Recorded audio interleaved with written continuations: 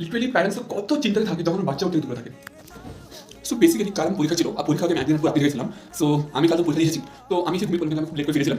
আর আমি পুরো কথা বলতে পারিনি, একদিন কথা বললাম না। আমার বাবা অত চিন্তা হয়ে গেল যে আমার ছেলে কোথায়, যে আমায় সকালে ফোন করেছে, আমার মিস কল করছে, এক দুবার মিস কল, অনেকবার মিস কল দিয়ে ফোন করেছে, আমার এই ফোনে ফোন করেছে, আমার অন্য ফোনে ফোন করেছি। তো তোমার দেখাই যে কতবার ফোন করেছে আমার।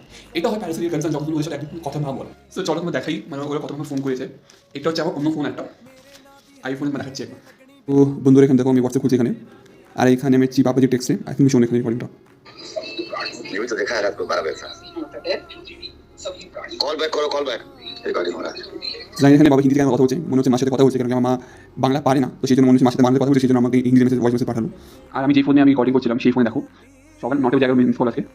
আর তারপর তোমার দেখাচ্ছি হোয়াটসঅ্যাপে দেখো আমি এখানে দেখো না, সকাল দেখো রাত্রিবেলা এসে দেখো 9টা বেজে 28 মিনিট, 9:30 মিনিট, সকাল 9টা বেজে 12 মিনিট। এটা হয় পরিবারের কনসার্ন যখন তুমি ওদের সাথে একদিন কথা না বলো। তা আমার বলা মতামত হচ্ছে যে তোমরা গিয়ে নিশ্চয়ই যত বিজি হও একবার যদি পরিবারের সাথে কথা বলো, নইলে অত টেনশন হয়ে যায়। তোমার যদি বাবা কত চিন্তা ছিল আমি কল করলাম না।